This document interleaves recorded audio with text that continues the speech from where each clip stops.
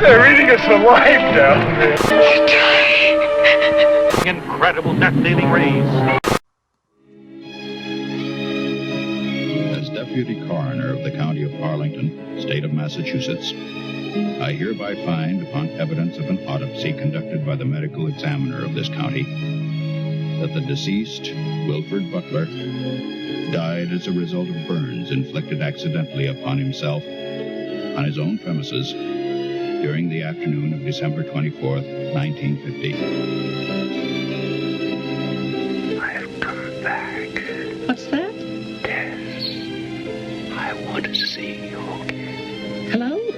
Who is this? You know me, Tess. It's Marianne. Tell the mayor. Tell them all. I'm waiting in my father's house. Who are you? He'll know. Christmas Eve, 1935.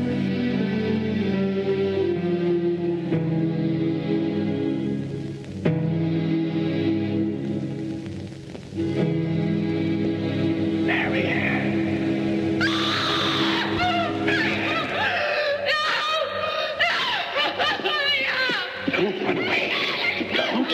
I'm your father. Don't be afraid. I won't hurt you. Please. It's all right.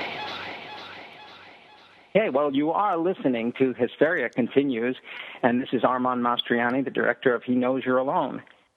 And indeed you are. Welcome back to the Hysteria Continues, episode 113, and this is our special Christmas episode. Is this the fourth year we've done one? Fifth. Yeah. Fifth, yeah. Blimey. Wow. Gosh. Okay. Well, yeah, something like that. I don't know. And Erik will be unwrapping or unravelling today with a fiendish quiz. You say that as if I'm destined to lose. No, well, I don't know. I've no hand in this, Erik. Yeah, I'm sure there's been no behind the scenes shenanigans going on. Hand on my heart, I don't know what's coming up. But we kind of know. Joseph had told us a little bit that it's going to be fiendish. But apart from that, unless Joseph and Nathan have had some behind the scenes thing, or in some kind of strange Machiavellian way, you and Joseph are planning against me and Nathan. So who knows? Anyway, we've got that coming up. But before we start, are we feeling Christmassy, Nathan? Somewhat. Although I usually don't think about Christmas till right after Thanksgiving, and that did just happen. So I guess I'm starting to get into the Christmas spirit because, as people know, we're recording this early.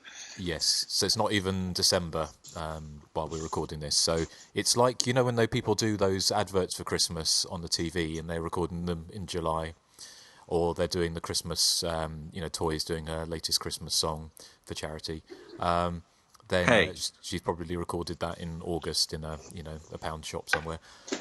Shut up. That'd be nice of her to record for charity, though. Yeah, Susie would never think about others. But she doesn't need to, does she? She doesn't, because she's a goth. Goths are horrible people. That's why. Erik, come on, stop the bullying. It's Christmas. You stopped the bullying. You started the bullying. I did not. I just made an By observation. insinuating Toys recording studios in a pound shop. That's such a stupid statement. Is it? Anyway, how are you, Erik? Are you full of Christmas cheer?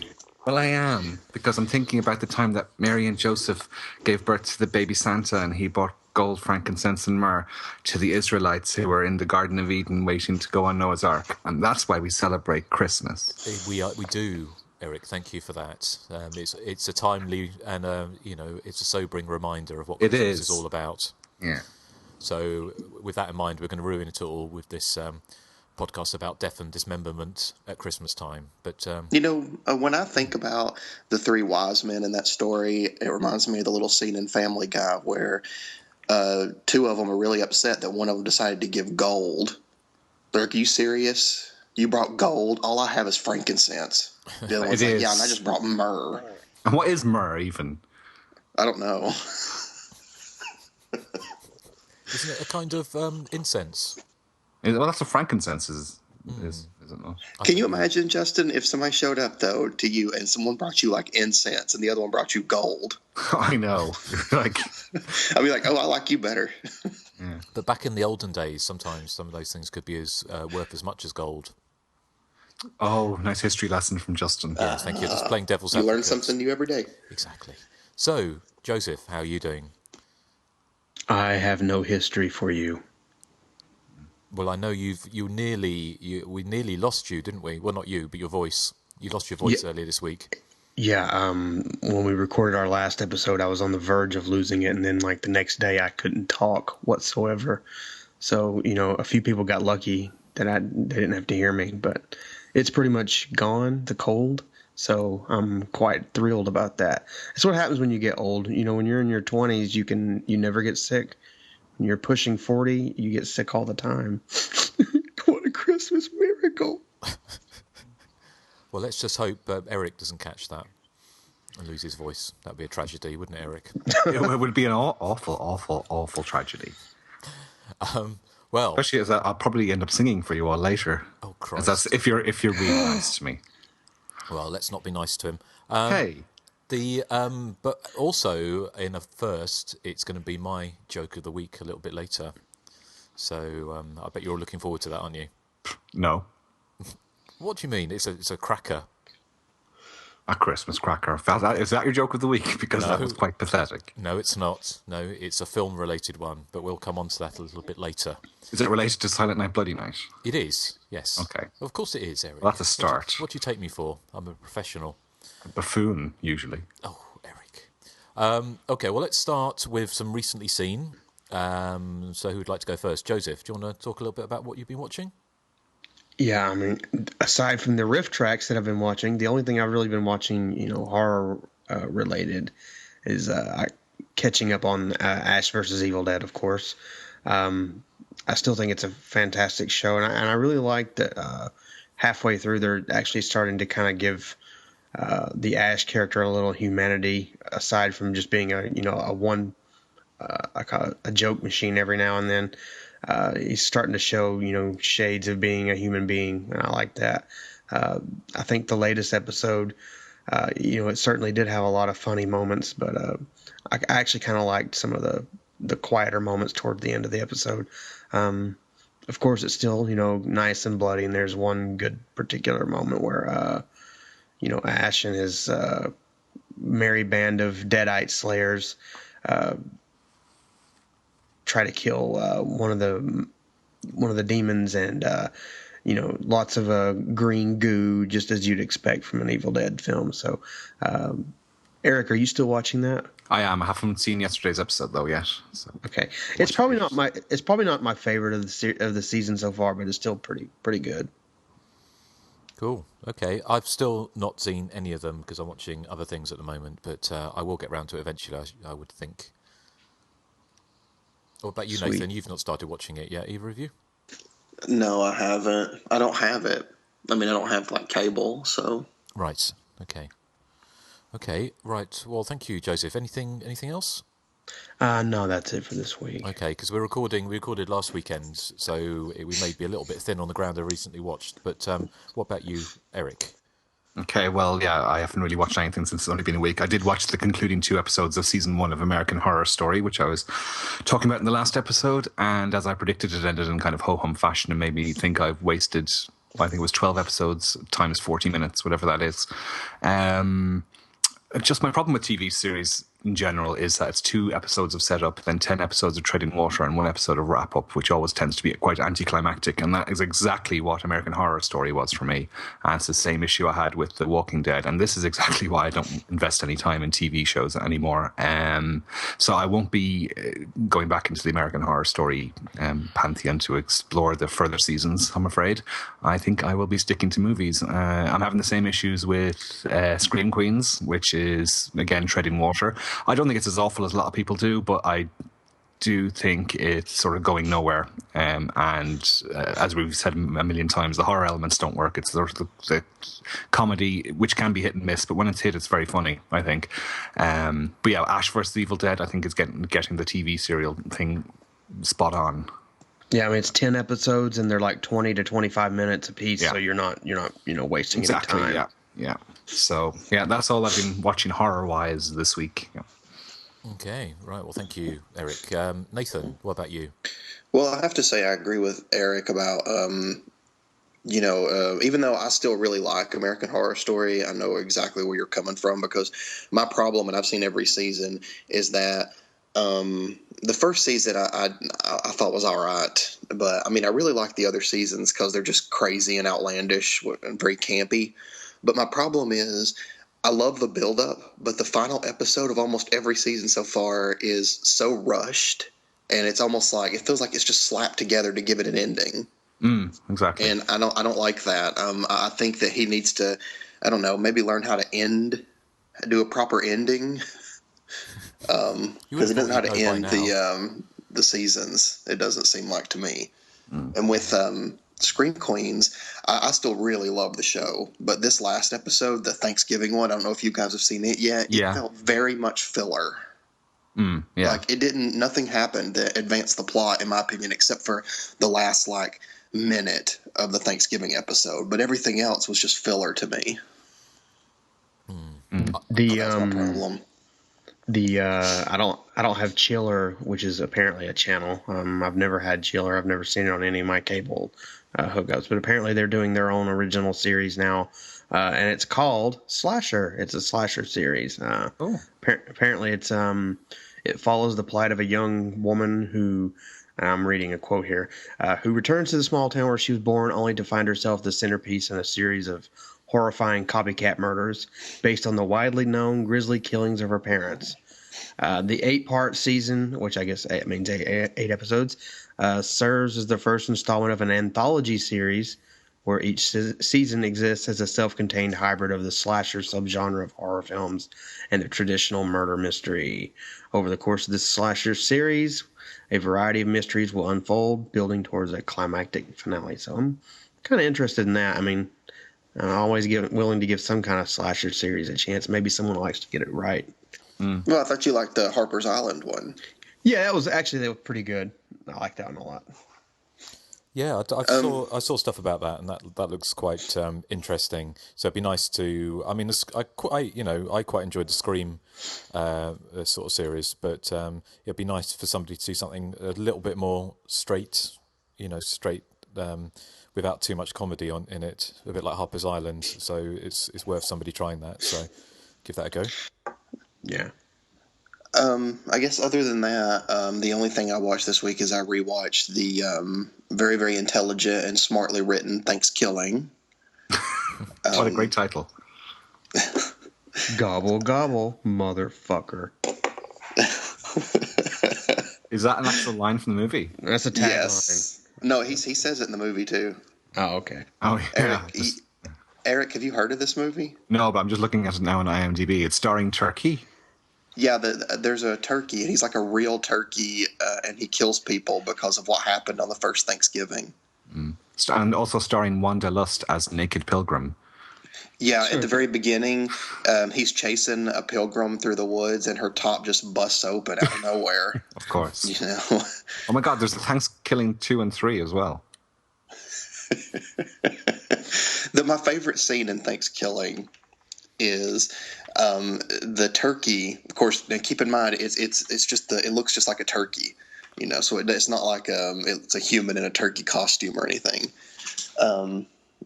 He has killed this one girl's dad and taken his face off.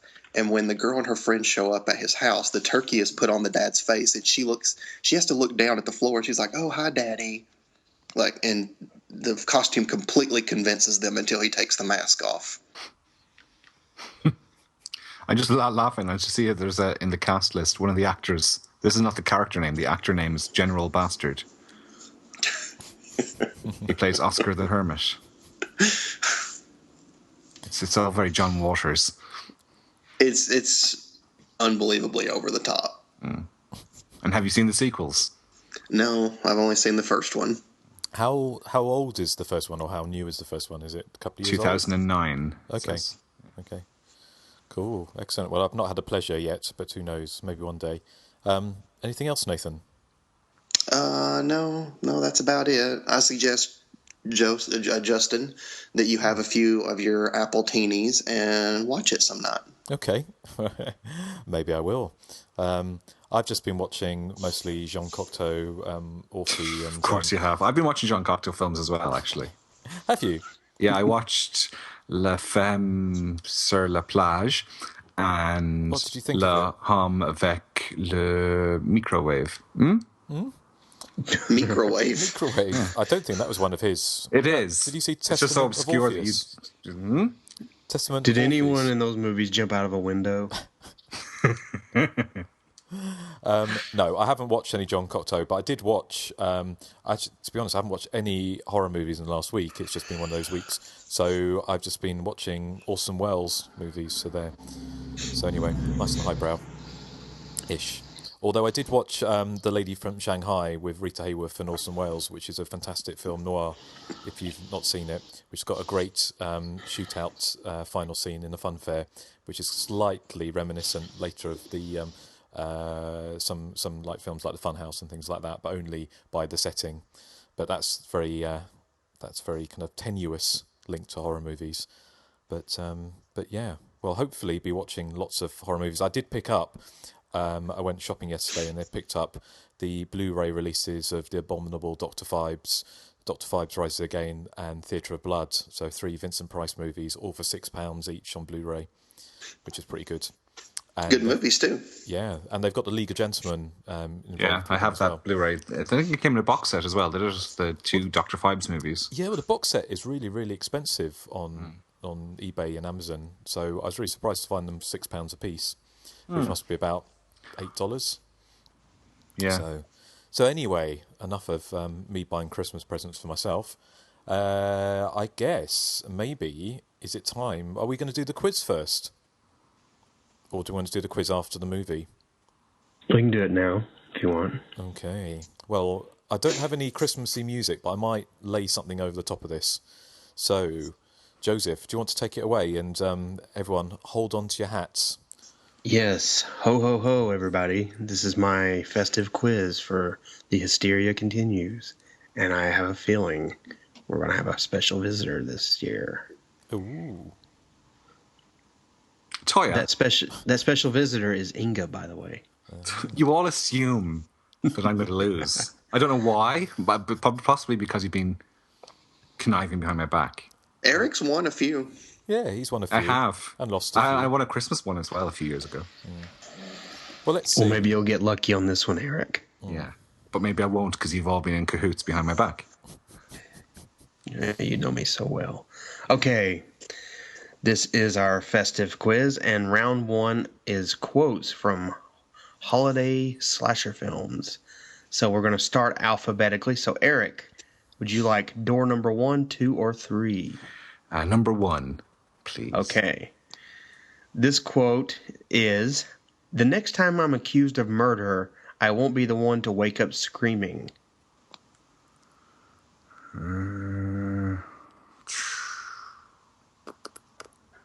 I'm accused of murder. And they're all Christmas slasher movies. Yes. Okay, so I'm just going to guess... Christmas Evil? I'm sorry, that is incorrect. Justin. It sounds vaguely familiar, but I don't know. I'm going to take a punt at To All a Good Night. I'm sorry, that is incorrect. Nathan? That would be from Home for the Holidays, my favorite TV slasher. That is correct. Told you they were in cahoots, Justin. Well done, Nathan.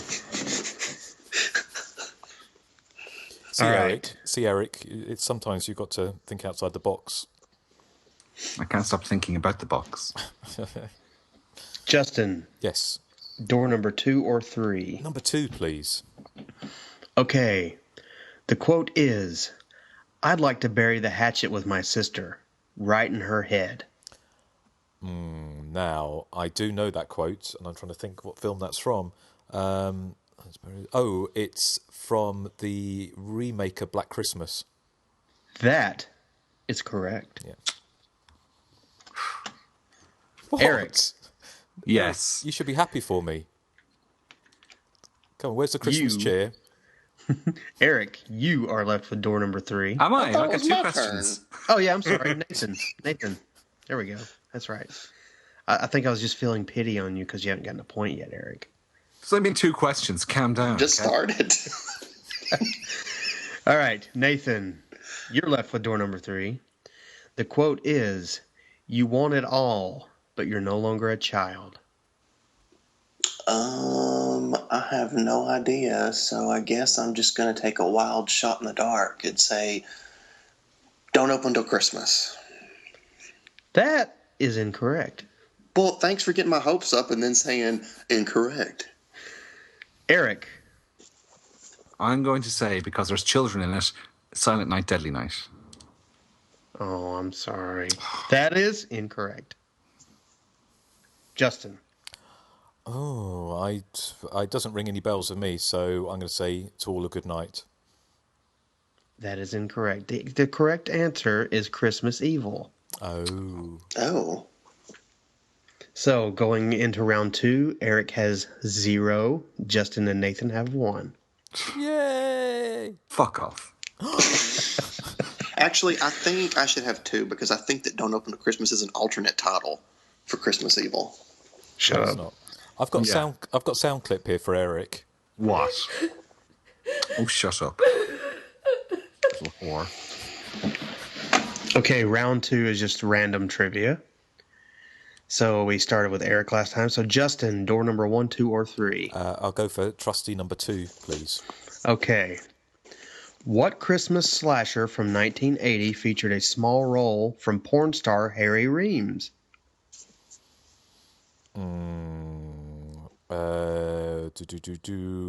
Harry Reams. I'm going to say to All a Good Night.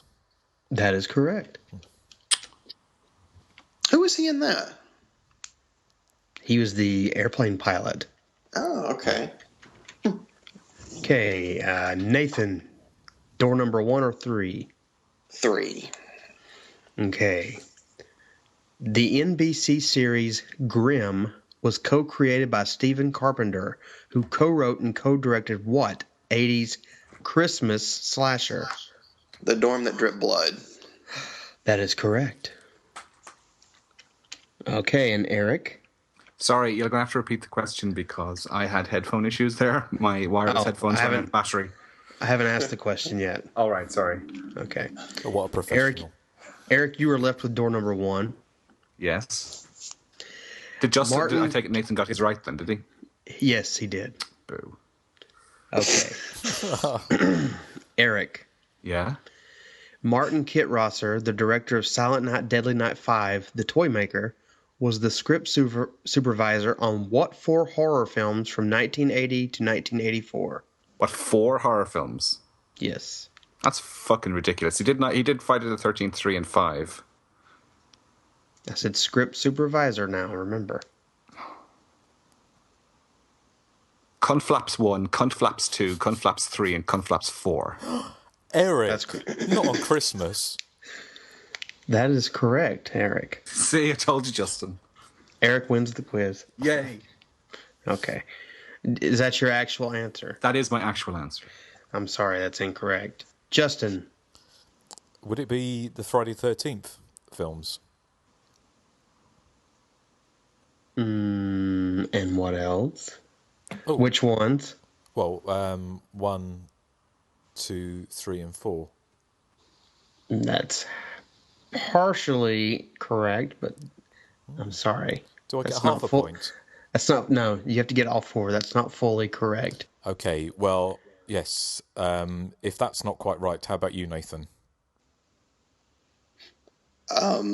I'm going to say Friday the 13th, 2, 3, 4, 5. That is not quite correct. Martin Kittrosser was the script supervisor on Friday the 13th 1 and 2, Deadly Blessing, and Which is not a Silent slasher. Madness. I said what for horror films? Oh. Deadly Can I Blessing also and say Silent this? Madness. I'm going to go Inga for a second here. Like, the person that got that question, Erik, had to guess 4 movies altogether. Yeah, that's so unfair.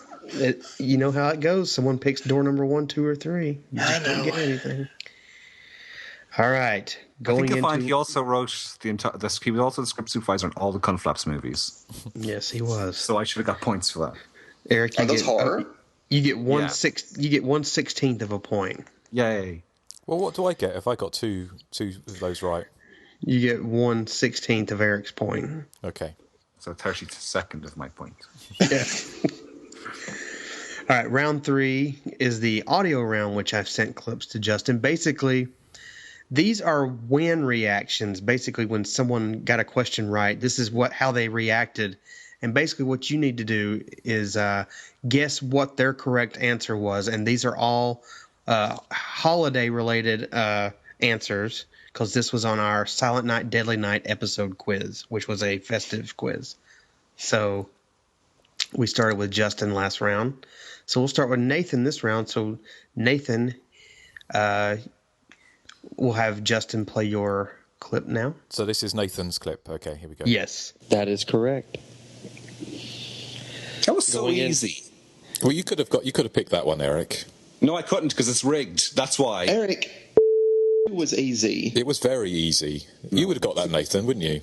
Yes. Yeah. I mean, I knew it. Because I remember it happens right before the chase scene, and nobody dies after that chase scene. But why don't you all get this?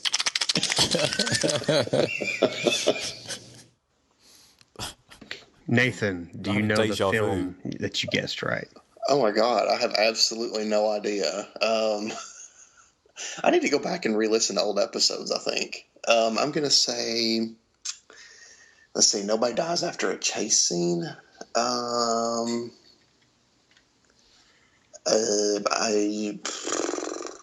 To all a good night. I'm sorry, that is incorrect. Erik, would you wager a guess? I'm going to wager a guess, because if I was shouting and screaming that it was so easy, it must be one of the major slasher movie festive thingies. So I'm going to say the original Black Christmas. I'm sorry, that is incorrect. Oh, fuck. Justin. Well, I don't know. I'm trying to think. If nobody dies after a chase scene, so that's a chase scene at the end. Pranks? No, I'm sorry, that is incorrect. The correct answer was Halloween. Oh, I nearly said Halloween, actually. I thought you said it was festive. Quiz. Yeah, I said holiday. Oh, I didn't say Christmas. Oh, we were all focused on Christmas. Erik, not on Christmas, please. I turn into Dawn Davenport. Is that her name, Dawn Davenport? On Christmas. Yes. So I can't help it. Oh, okay. So, Erik, we'll have Justin play yours now. That is correct. Yes! That's all I get. That's all you get. This has totally been rigged. I know it's been rigged. I just like your yes. I'll tell you what, Erik. What? To be fair, I'll play it for you again.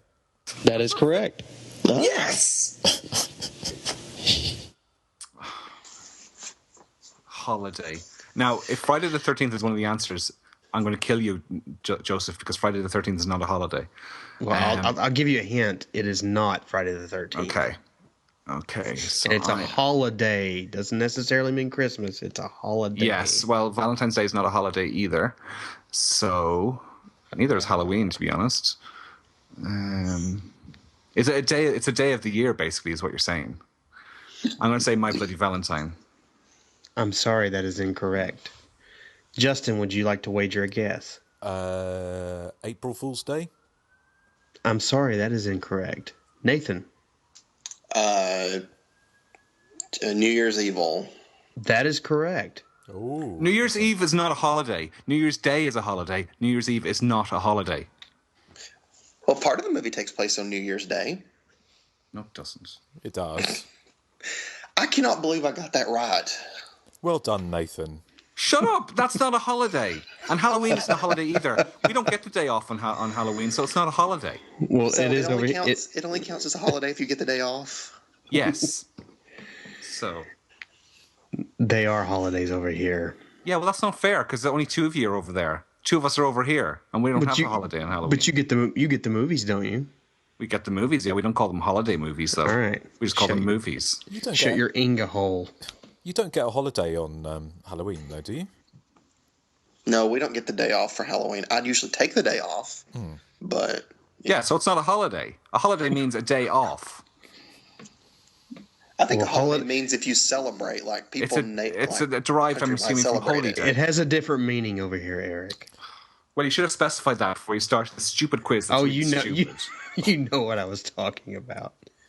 Justin. Yes. Okay. Play yours now. Let's bring back some decorum to this quiz. I don't know.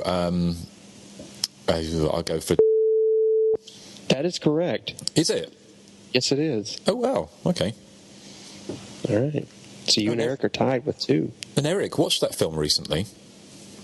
Shut it, you slag. See, nothing ever changes. I've absolutely no idea on what film. So again, we're talking about the loosest possible definition of holiday. Yes. So that means it could be anything. It could be Jaws 2. I think that's even... it could be a packet of biscuits, which is neither a movie or a holiday. Okay. I'm going to have to plump a guess at Halloween 2. I'm sorry, that is incorrect. Nathan. To All a Good Night. That is correct. No, really? I think Nathan went back and listened to all the quiz episodes. I think... Or you've fed him all the answers. Yeah, I think maybe I'm with Eric on this one. Yeah, yeah. Let's gang up on them. All right. Joseph would not help me win. You may have a chance to come back from 0, Eric. Well, I know. There's a round where you get to steal everyone's points. All right. Round 4 is you can either take an easy descramble for 1 point if you win, or you can take what's in the box. Now, there are 7 boxes. Each box has a letter. Holiday. Holiday, Eric. In each box, there's a certain amount of points, or there may be 0 points, or in one dreaded box, there is minus all your points. So if you decide to go with the box, you have to choose wisely. Not if you're in my situation, you don't. Doesn't really matter, does it? Yeah. So Eric, we're starting with you this round. Yeah, I'm going to go. Would you like to? I'm just going to shut you up there, Joseph. I'm going straight for one of the boxes. Okay, I'm going for L. L, huh? Yeah. Well, guess what? You just got plus 1 point. Yes. Woohoo! I'm a comeback trail, baby. Eric back in the game. All right. Justin, would you like to take a descramble or would you like to take a box? I'll take a box. I'll take a Y. And that box comes with 0 points. Sorry. I don't lose any, though, do I? No, you don't lose any. You just don't get anything. Yeah. All right, Nathan. Just typical Justin. He never gets any. At least I earned my points, Eric, rather than just winning them in a random quiz. Yeah, Nathan. You don't really win them. It's just by default. And by cheating. Hardly. Sorry, Nathan. I can hear you typing every time you ask a question. You can't. I can. You can't. I can. No, you can't. He used the C word. So, Nathan. That's the most forbidden word in all of English. But you've been using it liberally, and I said you said I have no something recollection about flaps. I have no recollection of using it. Eric, all I said was you can't do that. No, I know what you were doing. You were thinking you were being really smart, but you're just being childish. Nathan, I'm sorry. I apologise on behalf of Eric, but for interrupting your flow. Oh, okay. I'm not prepared to lose all my points, so just give me a descrambler. Okay, door number 1, 2, or 3. Oh, you actually had options. 2. Okay, the letters are H, R, V, S, M, L, I, E, C, I, S, T, A. Christmas Evil. That is correct. That was beyond easy. That was easier than Justin. But you got a point in this round, Eric. Mm-hmm. Now that Joseph, not. Which letter was losing all your points? I want to know if I would have lost. I was going to pick the I. I was actually plus 3 points. Oh, well, damn. But the remaining boxes are box H, 0 points, box O, 0 points, box I, plus 3, box D was minus all your points, and box A was plus 2 points. Well. All right, the fifth and final round is the holiday body count round. So basically, I will ask you how many people die in a certain film, and you just give me a number. So we started with Nathan last time, or no, we started with Erik last time. So Justin, door number 1, 2, or 3? Number 2, please. Okay. How many people die in Don't Open Till Christmas? Oh my goodness. As a guess, I'd say 13. That is incorrect. Nathan? I'll say 15. That is incorrect. Erik? 14. That is correct. Woohoo! Is it really? Yes, it is. Let's just say I did some homework. What you mean, looking at Hysteria Lives? Yeah. But, so?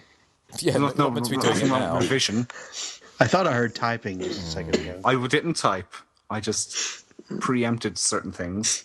A lot of questions that I was expecting didn't come up, but this one did. So, okay, Nathan, door number 1 or 3? 1. How many people die in the dorm that dripped blood? Okay, hold on a minute.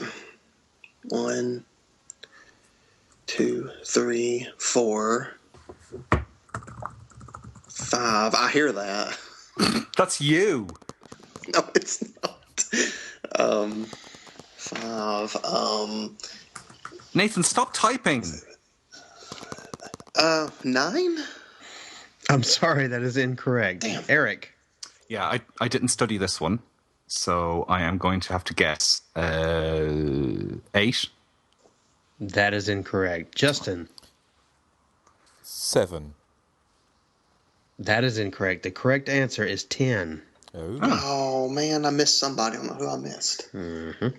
All right, Erik, you're left with door number 3. Which is? How many people die in Black Christmas? The original? Yes. 7. That is correct. Woohoo! Eric's making quite the comeback. Yep. Yes, he is. But that's the last round. On the comeback trail. That is the last round, but there is a bonus question. Oh. Basically here, I have thought of a number between 1 and 100. Each of you, starting with alphabetically, Erik, and then Justin, and then Nathan. You'll guess the number, and the person that gets the number the closest without going over will get to answer a question. If you get it right, you can still whoever points you want. If you get it wrong, we move on to the next person, and then so forth. So, Erik? What are the scores at the moment? The scores are Erik has 3, Justin has 2, and Nathan has 5. Oh, I'm beating Justin. Not for long. Actually, I have 2 and 1/16. Well, I've got 3 and 1/16. Anyway. Erik, a number between 1 and 100. Okay, well, I'm going to choose Justin's age, 76. Okay. Justin, a number between 1 and 100. I'm going to choose Erik's IQ and go for 12. Okay. Nathan. I'm going to go for 13. Okay. I see what you did there. Yeah. It's the Price is Right. Fuck you. Yeah, it is. Actually, Nathan got the closest without going over. Erik went way over. Well, not way over. Erik went over. It was actually 74. Well, this has to be the stupidest round in a quiz we've ever had. So guess the Nathan, number. How many Nathan fingers am I holding up? Nathan will go first, and then Justin, and then Erik. That is, if Nathan doesn't get this correct. Nathan, this is a quote from a slasher film, a holiday slasher film. A holiday? Okay.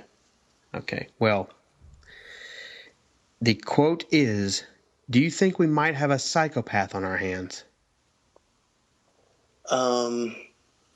Let's see, because the way you said holiday made it sound like it was not a traditional holiday. Now, don't take my words too seriously. Do you think we might or should you? Oh. Do you think we might have a psychopath on our hands? I'm going to say...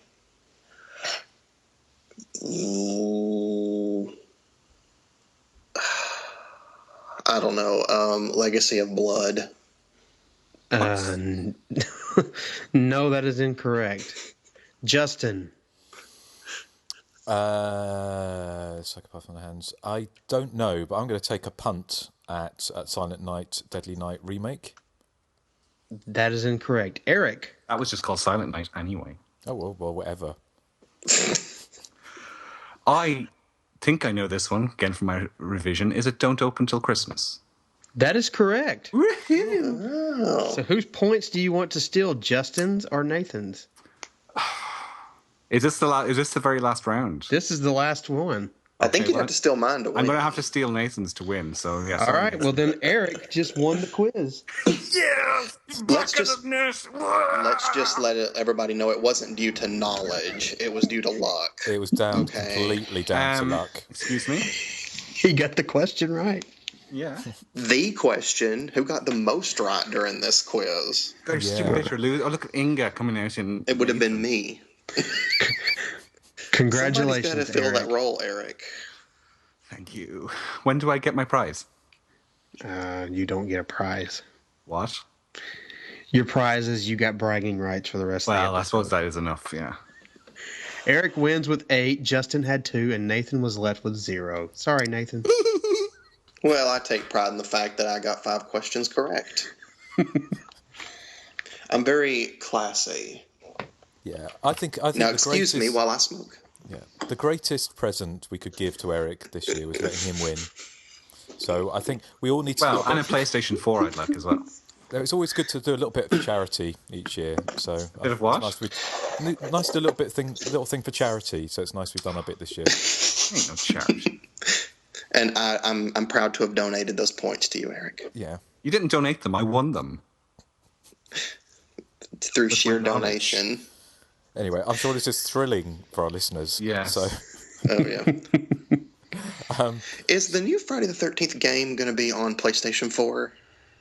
Do you guys know? Don't know. Yeah, should be. I don't think it's an Xbox exclusive. Okay.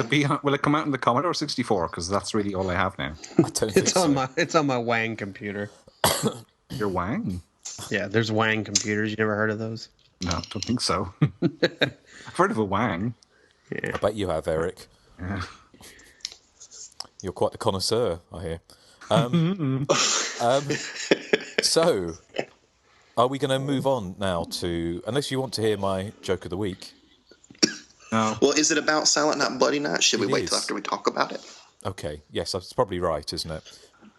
A juicy, macabre story of family in which incest and insanity prevail, and the ancestral mansion where bizarre happenings are commonplace.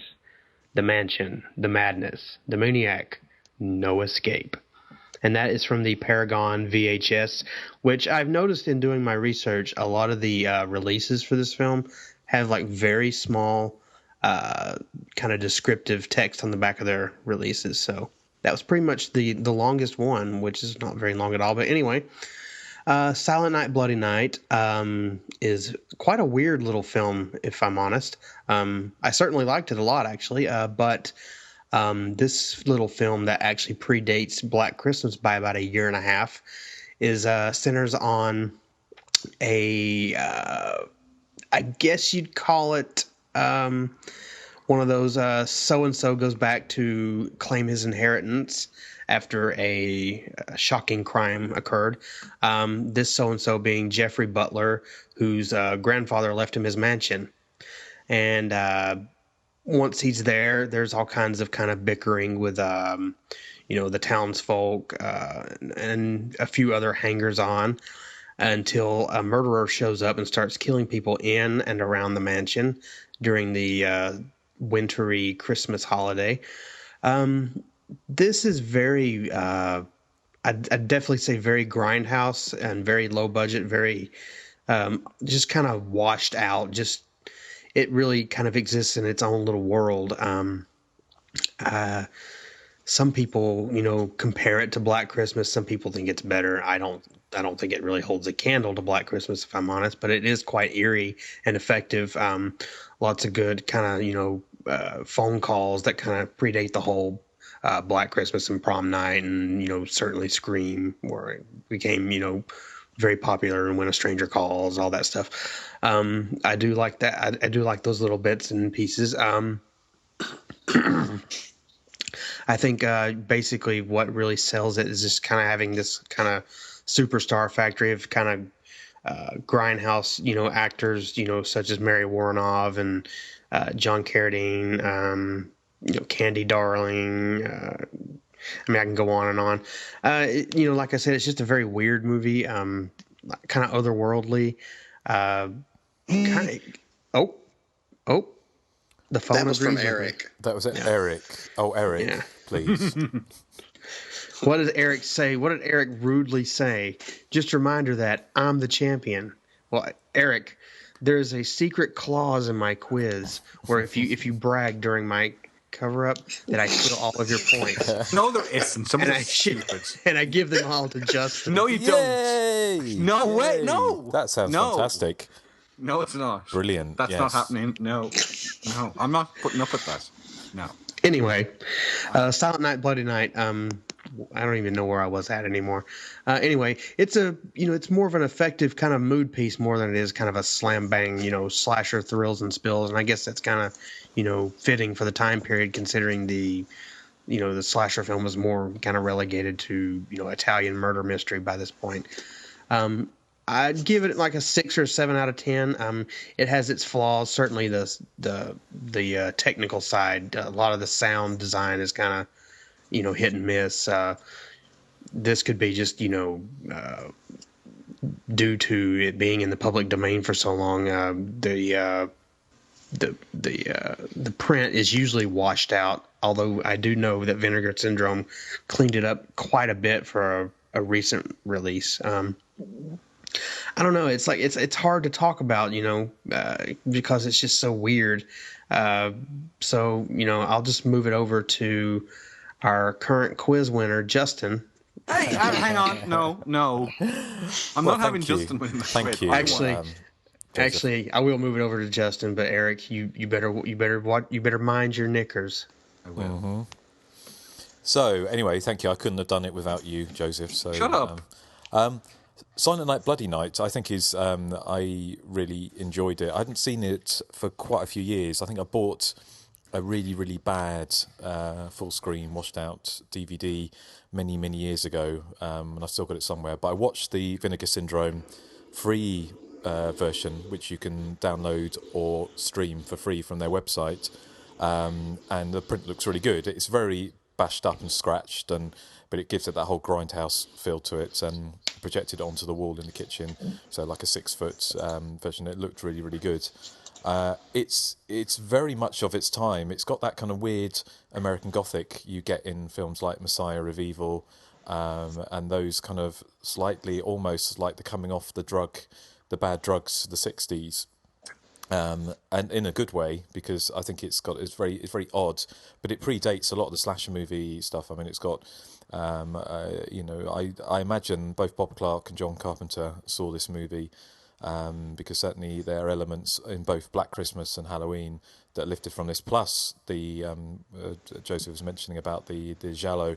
There's the killer, or in fact, actually, pretty much every character in this movie wears black leather gloves at some point, as a way of throwing you off to try and work out who the killer is.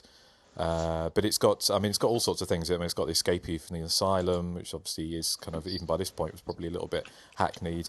The killer kills a dog, thankfully off screen, just like in Halloween. There's the heavy breathing point of view, just like the beginning of Black Christmas when the killer climbs into the sorority house. The killer's kind of moving around the Butler mansion. It even has a nod to Psycho with the bloody axe murder or axe murders of the two principal characters in the first half an hour, so which throws you completely for a loop. But it's kind of like the Marion Crane moment, and the creepy phone calls from the killer saying, "Hi, it's Marianne," but it's obviously clear. Well, it clearly sounds like a man's voice rather than a woman's voice. So it has all that mystery. My favourite bits of the movie actually is the flashback scenes back to the 1930s, shot through like sepia, and it is kind of goes almost like a Warhol kind of art house kind of low budget one of his movies, which isn't hugely surprising because the film had a lot of the Warhol superstars in it, like say Candy Darling and Ondine, and a lot of the people who were in the Warhol sort of factory were in this movie as well. I'm not entirely sure why that was, but I think that was an interesting addition. It also has some real moments of kind of really creepiness, especially the very end scene when the killer comes downstairs and has that voice. Yes, that was kind of actually pretty terrifying when I first saw that. Like 3 o'clock in the morning in the dark. I like that scene. It was really good. I think because my understanding is the film was all post-dubbed, so a bit like the Italian films, they didn't shoot sound, so it has that kind of weird, slightly stilted feeling, which actually kind of works in its benefit, and it has all these kind of weird feelings of foreboding, like all those shots of the circling birds in the sky, and the weird screeching noises, again probably post-dubbed. So it adds this kind of oddness, which. If you're going to spoil the movie, but it's if you haven't seen it, then stop and go and watch it now. But it turns out that the townspeople were people who escaped from the asylum back in the 1930s after killing everyone at the asylum, all the staff. So the film has this kind of weird artificial feel to it, and of course the town itself is artificial because it's actually populated by ex-inmates at the asylum. So it's kind of it's everything. It works just really, really well. I think it's of its time. I don't think it's as good as Black Christmas, but it's almost impossible to compare it to Black Christmas in some ways because it's so odd. But if you're a fan of like early 70s kind of gonzo weirdness, then it's definitely a film you should check out. Yeah, this is definitely something. This is definitely a Andy Warhol, if Andy Warhol made a slasher film, in my opinion. Let's see. We'll go to our actual podcast winner, Nathan. What? This is an outrage. Don't worry, Erik. You won. Otherwise, I'm ready to send an email to hr@hysteriacontinues.com. I think Joseph is HR, though. For this episode, I'm HR. So, I really enjoy Silent Night, Bloody Night. It was one of those. You guys know the Paragon artwork. It was one of those, video boxes that just screamed at me from off the shelf. like the skull with the axe buried in it, and the mansion in the background, and that tagline. I was like, oh, this is going to be some, Friday the 13th style slasher when I was younger, but of course it's not. So, I was disappointed when I was a kid, but of course as an adult I really enjoy it. I can appreciate the atmosphere, the really 70s vibe, and it was really interesting to see Mary Warnoff play a victim, because I'm so used to seeing her play, non-victim roles. So it was interesting to see her play, this kind of role. Although she wasn't really much of a fan of the role herself, but we'll get into background later. I love the setting. Mansions, I think, are just creepy in general. And like you guys have said already, I love the fact that they kind of take the main characters who you think is going to be the main characters and kill them off earlier on. Very psycho to do that, but, I can appreciate it. I really like it. I think my main issues are with, like Joseph said, the technical aspects of it. Like the night scenes are very dark. and that was always an issue with the VHS copy. But it doesn't diminish the atmosphere of the film, I'd say. I mean, this movie is like overflowing with atmosphere, and that's good. And I think it really works for for this movie.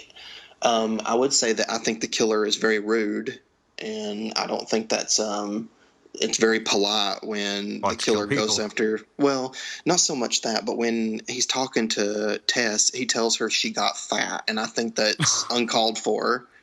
It's mean. And it's talk about adding insult to injury. I know. It's just terrible. But I kind of agree with what you guys say. I think it's a really good movie. Now, might not like it as much as Black Christmas or Halloween, but it's still a really good movie. Yeah, the whole film is just kind of permeated with this just psycho sleaze, like was mentioned, the former inhabitants of the insane asylum are now the townsfolk, and some of them in official capacity. And then you find out that, big spoiler alert, that Jeffrey Butler is actually the son of the killer, Wilford Butler, and he was, pretty much brought into the world through incest. It's just so kind of dreary and icky, but I think it kind of works here, though. But Erik, as the actual podcast winner of this episode, what are your thoughts on Silent Night, Bloody Night? I am the champion, my friend. That's all what right. I want to say. I have a special clause in my thing. No! If you sing Queen lyrics, go ahead, Erik. Okay. That was actually a cover version of that song, so it wasn't technically Queen. Yeah, I had never seen Silent Night, Bloody Night until about 24 hours ago.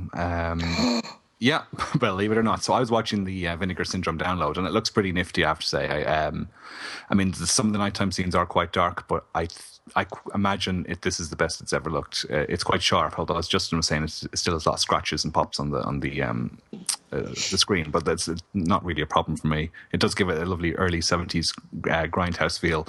I was quite alarmed that there was so much narration at the start, because it was bringing to mind nothing but Crazy Fat Ethel, or what was the name of the first one?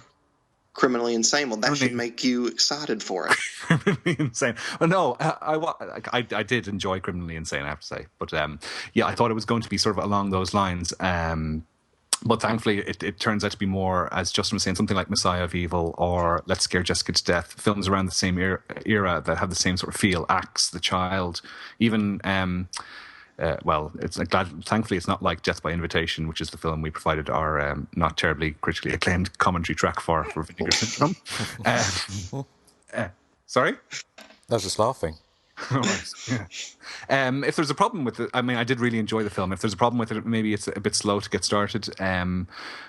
The first murders happen half an hour in, and as you were saying, it's who you assume is going to be the lead character is killed off, and quite bloody way, with very realistic looking blood, which was unusual for this era, because normally blood effects are quite phony looking, but this was ahead of its time with its sort of Friday the 13th style Tom Savini blood effects. As you said, it's very atmospheric. It contains a number of scenes that crop up in later slasher movies. Now, I'm not saying that this is an originator, because I'm not that well versed in pre-1970 horror movies, so maybe this has stolen ideas from other places itself. But certainly the threatening phone calls were very reminiscent, not just of Black Christmas, but especially of Prom Night, in that they're delivered in a very sort of low, whispered, threatening way. And so, speaking of speech, did anyone notice how incredibly baritone the dubbed voice for Patrick O'Neill's character was? When the minute he opens his mouth, I was like, "Whoa!" It's like he's like some big fat blues singer from New Orleans who's just sort of woken up. It was quite startling. Does that stand out to anyone? Yeah. Yeah. In terms of festive slashers, though, I think, I would, like all of you, prefer Black Christmas. It has eerier moments of horror, I think, and it also manages to feel really festive, whereas I think Silent Night, Bloody Night doesn't feel like a Christmas movie to me. I think it's a good film, but it doesn't have the Christmassy vibe that maybe permeates Black Christmas and maybe Silent Night, Deadly Night as well. Definitely just a kind of wintry vibe. It has a wintry vibe, yeah. So, I mean, the Christmas element is completely non-essential to it, where it is kind of an essential element to things like Christmas Evil and Black Christmas and all those. And as Nathan was saying, one of the things I noted was it was really nice to see Mary Warrenoff in kind of a hero role as the final girl. As she's normally playing the more sinister types in films like Night of the Comet and House of the Devil. And she's quite a hottie in this as well, because I hadn't really seen any of her pre-1980s films. So, seen her as I think she was 27 or 28 when she made this film. You can see she has that sort of, she's sort of model good looks, whereas when you see her in later films, she's quite Mrs. Voorhees-esque.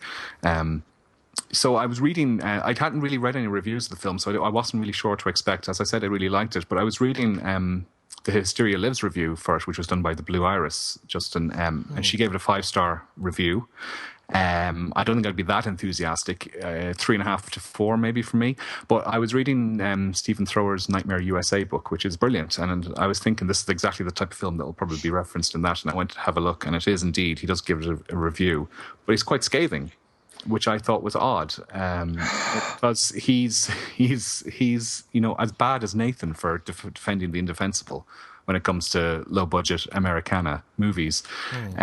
So my opinion would be somewhere between the two. I think it's really good. It's probably not one I could rewatch a lot, unlike Bob Clark's original Black Christmas, which is one I go back to every year or so. What does Stephen Thrower have against it? What does he say? I can't remember his exact. I'll look up his exact wording in a minute, but he found it drab and boring, and he didn't like the sepia flashbacks that you were sort of enthusiastic about, Justin. He thought they were corny and just tedious. Very curious, considering it is because some of the crap he likes. I know, because I was talking about the film Axe. You know the film Axe, I think it's called Lisa. Yeah, and it's the California Axe Massacre. Yeah, too. that one. He loves that one. Wow. And he actually sort of is a bit down on this one. So but that one's really good too. It's entertaining, yeah, but I mean, it's certainly a lesser film to Silent Night, Bloody Night. Yeah. Now, if you want to talk stilted as far as performances go, that movie's one of the top contenders.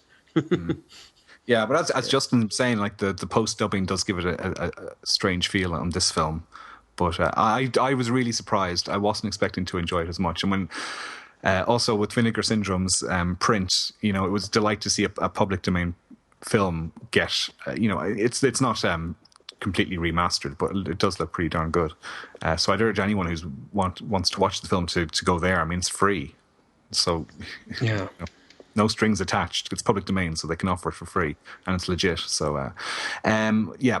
In terms of the festive horrors we've covered, I think Home for the Holidays is my least favourite. Sorry, Nathan. Black Christmas would be my favourite, and this would be it'd be up there near the top. Yeah, I did enjoy it. Excellent. So I guess it's 4 thumbs up all around. Yes. Yeah, but you still haven't seen some of the more recent Christmas movies, Eric, the direct-to-video ones. And you might replace Home for the Holidays with something. Okay, well, give me an example of one. Oh, Santa Claus, CLAWS. All right, okay. I'm sure we'll get there in time. Has anyone seen Krampus yet? Well, it doesn't come out here till next weekend. Yeah, it's next. I think we get the same weekend as well, do we? No, it's out on DVD and Blu-ray in the UK. Is it? Yeah. What? You sure it's the same movie? Because there's 2 movies. There's 2 movies called Krampus, yeah. Oh. Is there? What is Krampus? Is it an existing myth or something?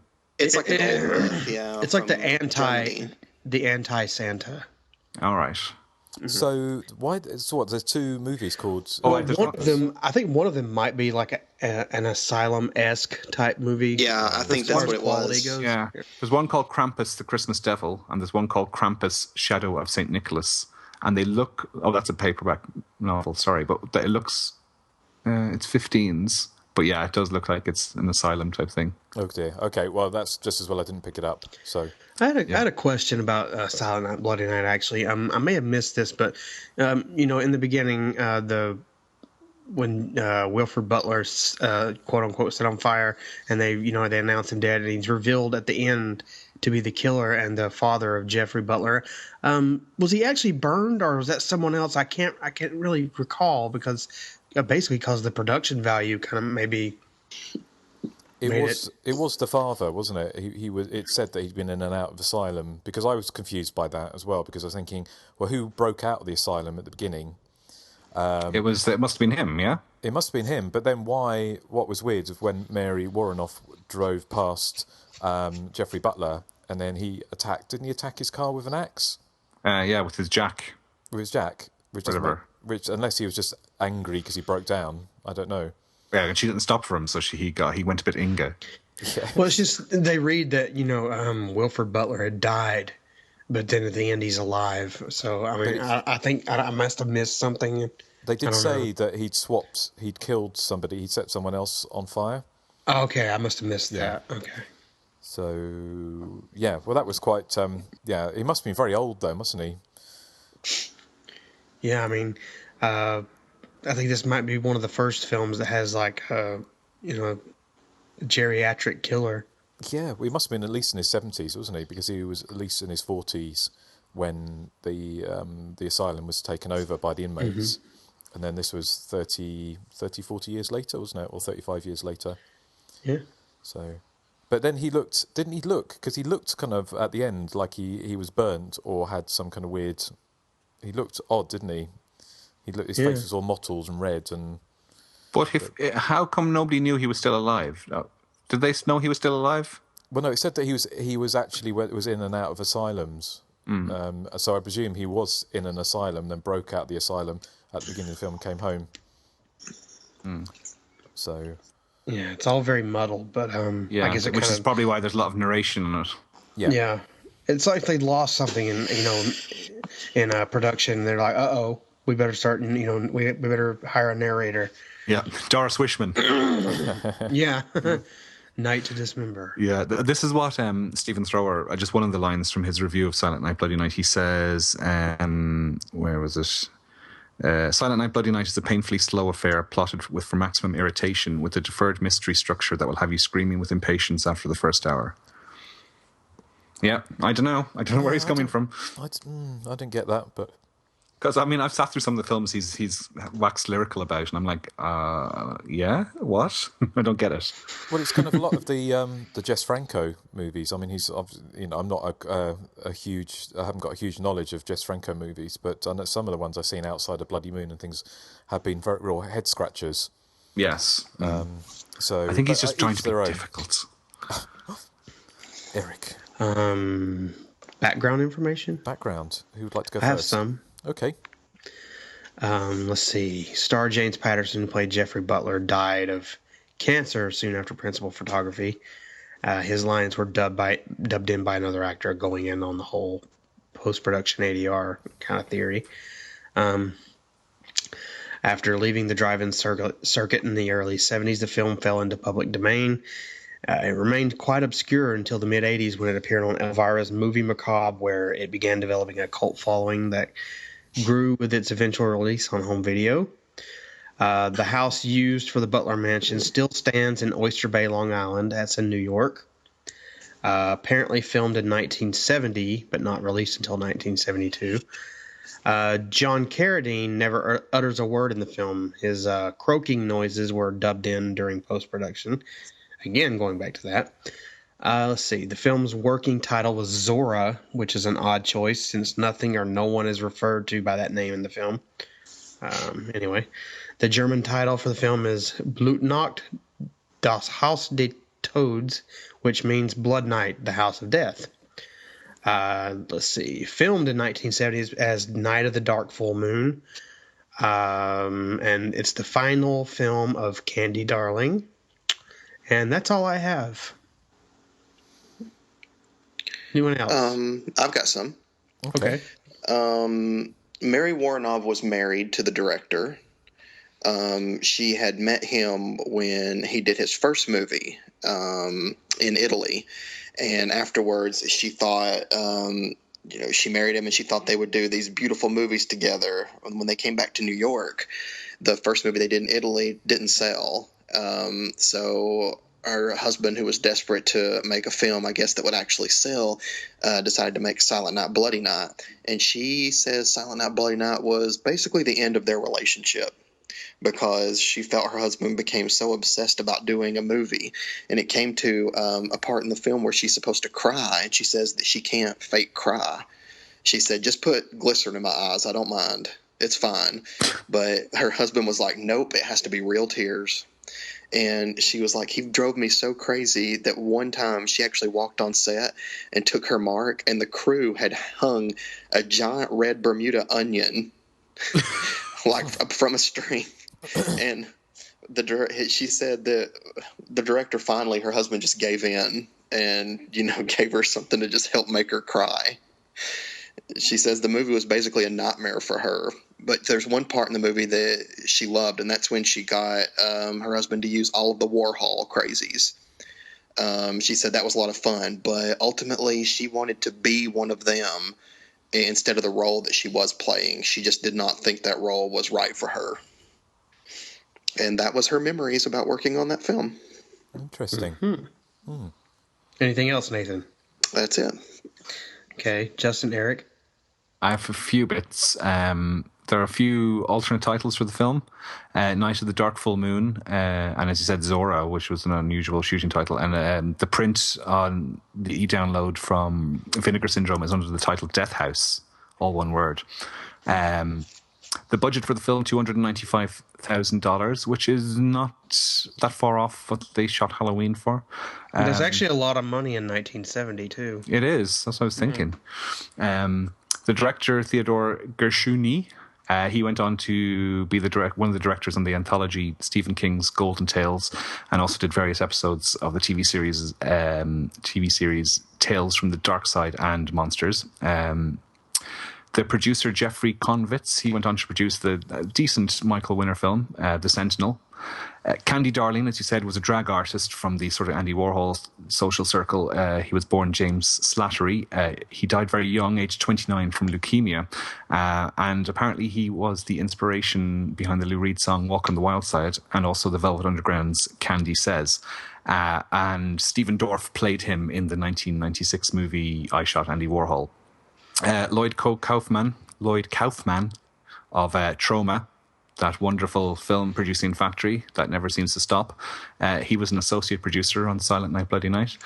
And the composer, Gershon Kingsley, whose score at times I thought reminded me a bit of Prom Night. He is most famous for writing the instrumental song Popcorn, which was covered famously. Yeah, it was covered famously in 1972 by the band Hot Butter, and later it was covered by the ringtone sensation Crazy Frog. I'm not sure if Crazy Frog. It also appeared in another Grindhouse-esque quote-unquote slasher movie, the one with the Bigfoot. What was it called? Shriek the Mutilated. Yeah, Shriek the Mutilated. That's it. All right. Eric, I have to say, though, about your background, that is so appropriate that a group called Hot Butter sang Popcorn. I know. Mm-hmm. And Crazy Frog. I was wondering did Crazy Frog make it over to the States? Yeah. No, I've never heard of them. Crazy Frog was a ringtone that came out in the early 2000s. I've never heard of it. It was basically a frog that went beep beep beep beep blah blah blah blah blah beep beep beep beep blah blah blah. And so it became quite a phenomena, and he brought out a number of singles. This animated frog. Wow. You know about Crazy Frog, Justin, don't you? I do, unfortunately. But yeah. Was that one of... I was about to say, it is unfortunate. The inventors of Crazy Frog became multi-millionaires. Yeah. Wow. Was that song you singing? Was that his Toya cover? Shut up, you. You make me sick. Is that all you've got for us, Eric? That's all I have. So okay. You go next, Justin, because you're the loser. Okay. Well, thank you so much. I've got you covered most of the things, but for a bonus question, okay, this film was re-released in 1981 onto 50 screens on a double bill with which Italian horror movie? Bloody Moon. No, that's Spanish. Oh. 1981. What? Is it a horror film from 1981 in Italy, or was it an older one? I think it's 1980. I think it was filmed, but you probably won't. I'll tell you because you're not going to get it, only because Nightmare City. No, Alien Contamination. Oh, Contamination. So yeah, it was on a double bill with Alien Contamination or Contamination. That's a weird double bill. That is a weird double bill. So that was, I thought, was odd. It was also, as it said before, that it was shot over Christmas or like late 1970, maybe early 1971. It was re-edited in 1972, which means, from what I can tell, the film was hacked and cut together, and probably explains why there was so much of the overdubbing, the exposition and stuff, and the narration, possibly because the film was reworked. So quite what it was like originally, I don't know, but obviously sat on the shelf for a couple of years. The thing we haven't mentioned yet is the remake, Silent Night, Bloody Night, the Welsh remake of the film. Yeah, or is it a sequel? I haven't seen it. Oh, I haven't seen it either. Remake? I think it's a remake. I think it's a remake, isn't it? Yeah. Yes. I think they might be doing a sequel to the remake, but I haven't seen it. But apparently, it was shot in Wales, and it said the film was released by Elite Entertainment in February 2014. So I've not watched it, so I don't know what it's like. Yeah. Adrienne King is, I think she's in it, maybe just her voice, but she's in there somewhere. Yeah. Because she was over in England a lot. It was around the time when I went over to London and met her in the Misty Moon Gallery. Okay. There is an unofficial sequel from about a year ago called Silent Night, Bloody Night 2 Revival, and I believe it stars Jennifer Runyon from To All a Good Night. It was actually made by John Kliza from Retro Slashers. He wrote it, and I think it was directed by someone else. I'll have a look here. Keep talking. It's more of a kind of a low budget kind of fan sequel. It's not really official. Directed by Dustin Ferguson. Yeah, that's it. Whoever he is. Let me see what else he's done. And also starring Luc Bernier, who is he's in an upcoming film I'm doing cinematography for. So there's a connection. Let's see. John Kliza wrote the screenplay.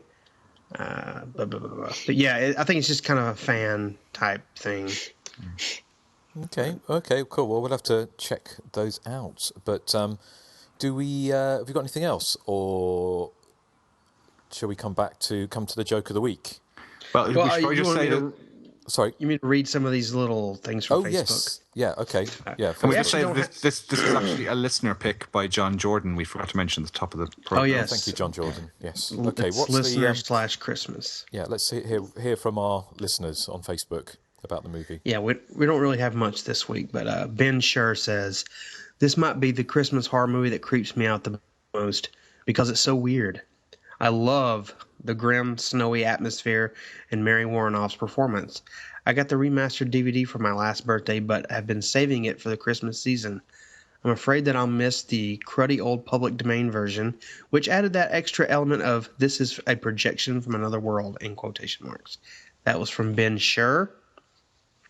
Thank you, Ben. David Rendoni says, I found this one during a sleepover when I was about 12 years old. My buddy wimped out after the dog scene. I hung in there, and it stuck with me ever since. Check out Google Images for the DVD and VHS covers, as some run from bizarre to almost pornographic. Thanks for the pick. You guys have officially made my year. That's David Rendoni, or Rendone, I don't know. Let's see. And Simon Wright says, a great Christmas proto-slasher that deserves to be more widely seen.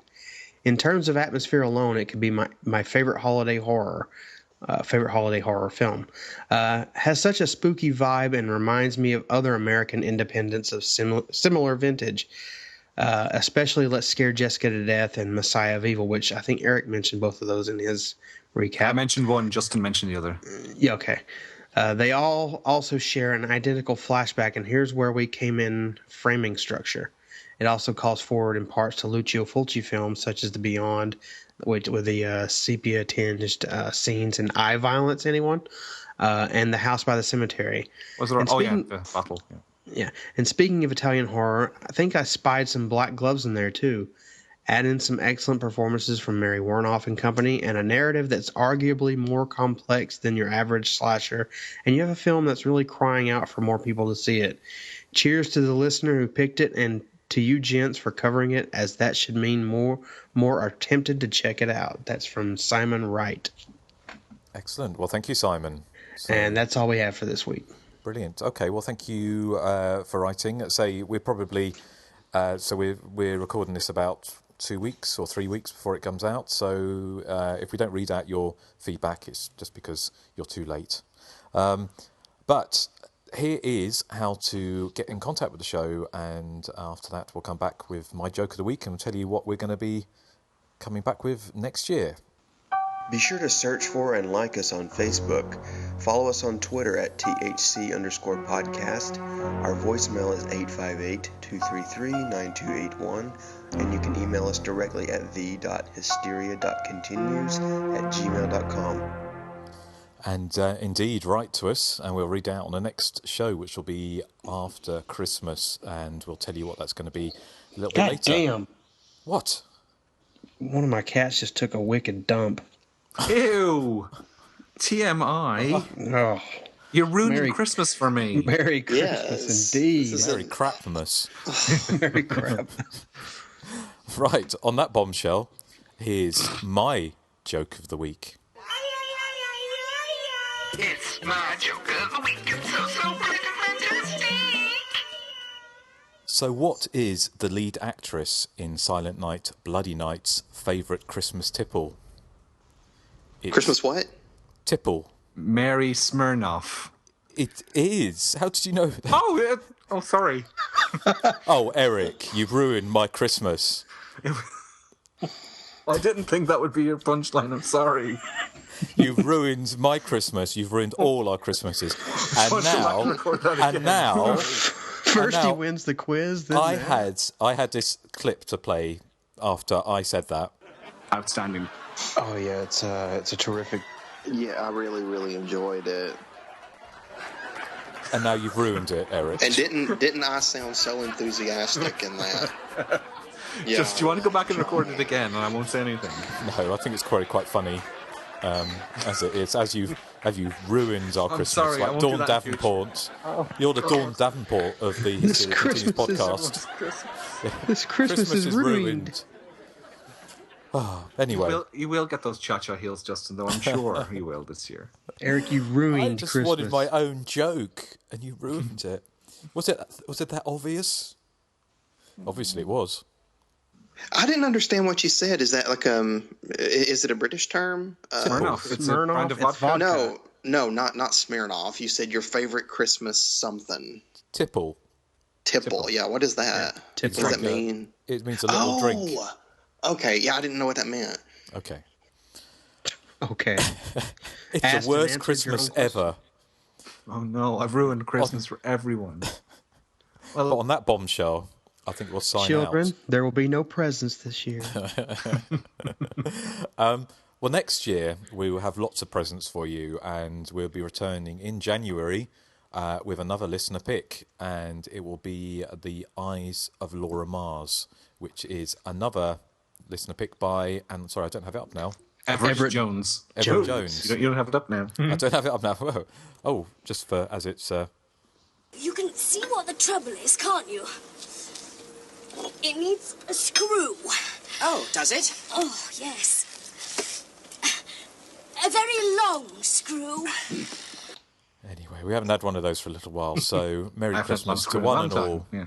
Yes. And we'll be back in the new year, so have a great holiday season, and don't drink too much, Erik. And we'll see you next time. So say goodbye to the good people. And what are we playing out with? We're playing out with... This is just the incidental credit music. I've actually got a little song to add on after that. Oh, I'm sure you do. It's not a Susie song. It's probably a Creature song. No, it's not a Creature song either. Nothing to do with Susie at all. Why don't you just play Fuck Christmas by Fear? Or play Popcorn by whatever his name was. Who did the score to Silent Night, Bloody Night. Yeah. Well, I might do a little bit of all of those, but I'm going to play a little bit of Marianne by Sister of Mercy. Ah, well, it would be goth. Well, but it's quite fitting, isn't it? It is. And I wonder if it was about this movie. Well, anyway. goths are into horror movies, so maybe. Who knows? But anyway, Merry Christmas, one and all. Yes. And a Happy New Year. And from Inga Cratchit in the corner. What? Ruining Christmas for one and all. We'll see you next time. So Joseph say goodbye Cratchit. to the good people. There's a clause that where if Justin says that we've ruined Christmas one more time, Erik gets all his points taken away. What? John Van Ness did his own stunt in Tourist Trap. Eric's ruined Christmas. I'm the girl Allendale, that gets turned into a cockroach. Yeah, Allendale. We'll have new memes in the new year. Yeah. That's true. What does the word meme Good luck with that. I don't know how they derived the word. I don't know how they derived that word, but it means like, internet joke. I'm just curious to know where the word derives from. Let's discuss this. No. Okay. Let's not. After the show. Well, let's hope everyone's sitting around their Christmas tree with their children, listening to the show, like Joan Crawford's Christmas. They'll hear Justin say the C word. Well, you said it first. Here's cunt flaps and goddamn, my cat just took a big whopping dump. I said can't. It's pronunciation. You've got to listen to my crystal clear English pronunciation, Erik. Do you remember? I can and you can't. So, see you all next time.